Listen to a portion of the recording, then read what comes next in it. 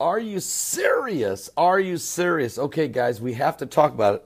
The Middle East, there is issues taking place there. What we have is President Trump is undoing some of the damage that Barack Obama has caused in the Middle East. I mean, immediately Trump built a relationship with Israel, immediately. And even today, for the first time in 20 years, a U.S. president has approved that Israel can build one new settlement in Judea. It's been approved by Donald Trump today. This is huge. This hasn't happened in 20 years. But also, Monday, he's going to be meeting with Egypt's president, el-Sisi.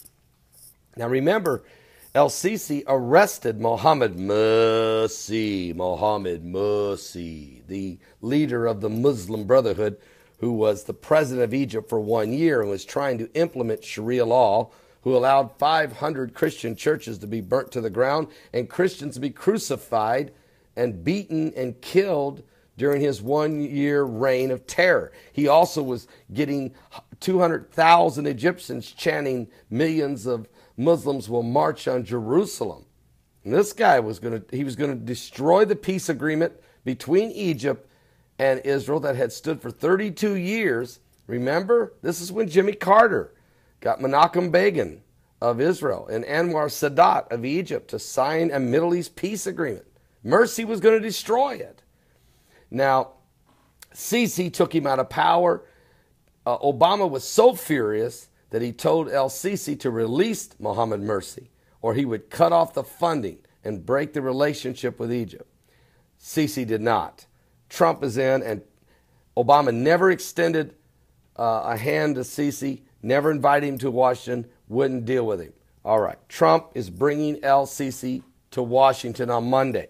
Matter of fact, President Trump will seek to rebuild this U.S. relationship with Egypt, meeting with Egyptian President el-Sisi, and they're going to focus on security issues and military aid, according to senior White House officials.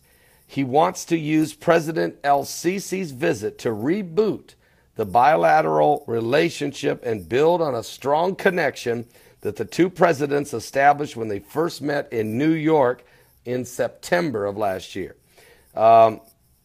Also, Egypt has long been one of Washington's closest allies in the Middle East. They were receiving over $1.3 billion in U.S. military aid every year.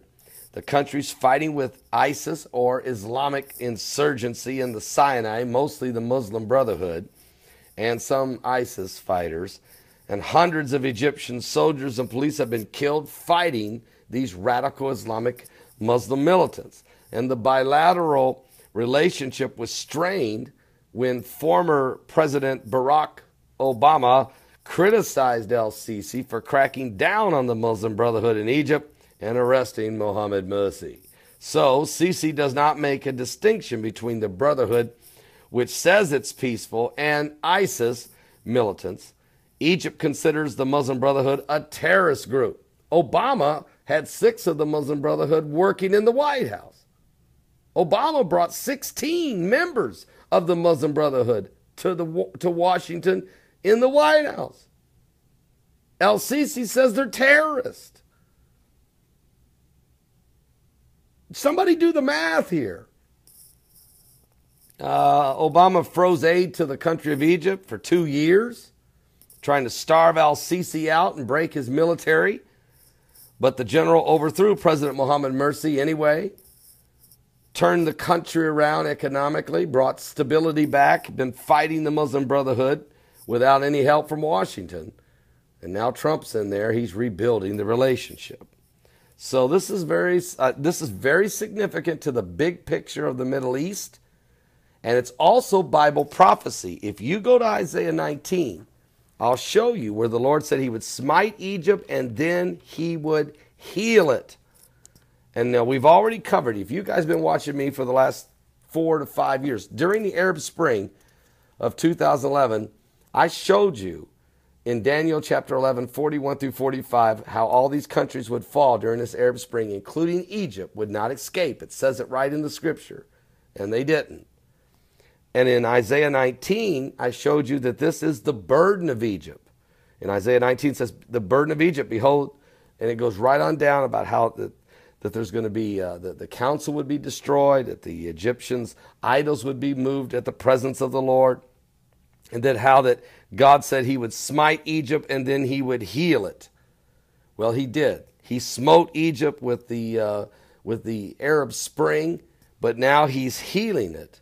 And believe it or not, he's using President Trump and the Trump administration to help bring that healing back to Egypt. I'll show you in verse 22. This is Isaiah 19, verse 22. It says, and the Lord shall smite Egypt. He shall smite and heal it. And they shall return even to the Lord. And he shall be entreated of them and shall heal them.